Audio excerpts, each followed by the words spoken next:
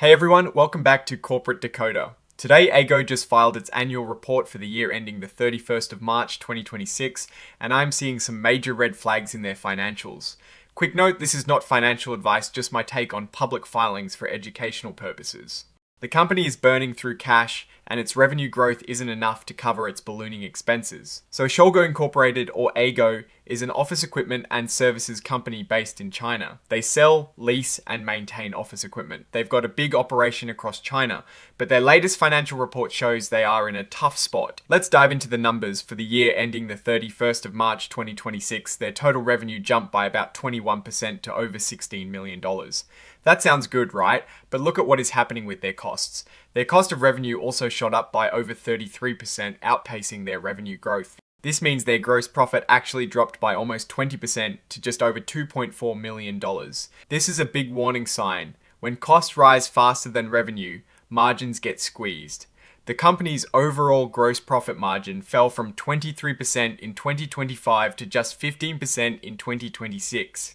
That is a significant drop. The report says this is partly because they had to offer more discounts on equipment sales and saw lower profit margins on maintenance services. Now let's look at their operating expenses. This is where things get really concerning.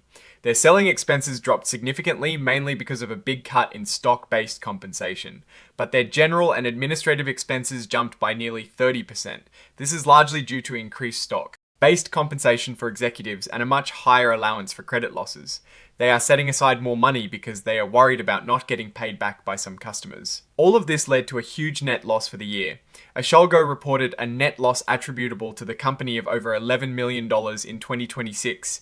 That is a nearly 5% increase in their loss compared to the previous year. This is even clearer when we look at their cash flow. For the year ending the 31st of March 2026, the company used over $5.6 million in cash just to run its operations. That is a massive outflow. The report mentions this is partly due to issuing shares for services and a big jump in the allowance for credit losses. They've also been taking on debt. As of the 31st of March 2026, they had a convertible note payable of over $279,000, and before that they had over $2.3 million outstanding. They've been trying to manage this debt, including with forbearance agreements, but it shows they needed cash. Looking at the parent company's balance sheet, the cash situation is stark. Their cash and cash equivalents dropped from over $7.6 million in 2025 to just under $3.8 million in 2026. That is nearly a 50% drop in cash. And remember, their business is heavily concentrated in China. This brings a whole host of risks related to Chinese regulations, which can change rapidly and impact their operations. The report mentions the uncertainty around foreign investment laws and vice structures, which is how they operate a lot of their business. If Chinese regulators change their stance on these structures, it could severely impact EHGO. On top of all this, their auditor's report from Felix CPA's LLC flags substantial doubt about the company's ability to continue as a going concern.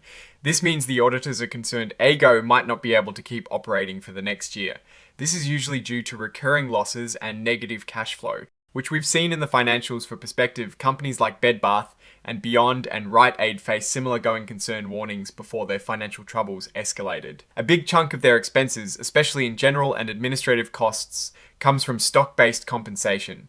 While it is meant to incentivize executives, it is also a significant drain on the company's resources. For the year ending the 31st of March 2026, stock-based compensation was over $5.8 million, a huge jump from the previous year, especially considering their overall financial performance. The company talks about its competitive strengths like management expertise and a service-oriented approach, but the numbers tell a different story. The declining gross profit margins, rising expenses, and negative cash flow suggest their strategies aren't translating into financial health. They mention plans to expand and develop new e-commerce platforms, but with their current financial struggles and reliance on debt and shareholder funding, these ambitious plans seem a long way off from becoming profitable realities. So, what is my take? EHGO is in a very precarious financial position. They are burning cash. Their debt is increasing and their core business profitability is declining. While they've highlighted growth in equipment sales, it is not enough to offset the massive increase in costs and operating expenses. The going concern warning from the auditors is the biggest flashing red light here. The risk I'm watching is whether they can secure further funding or significantly cut costs to survive the next year. What I'm actually looking for is a clear path to profitability and positive cash flow from operations, which is currently nowhere in sight. That is my take. Stay decoded. If this analysis was valuable, hitting that like button really helps. And subscribe for more deep dives. You can find the tools I use linked in the description.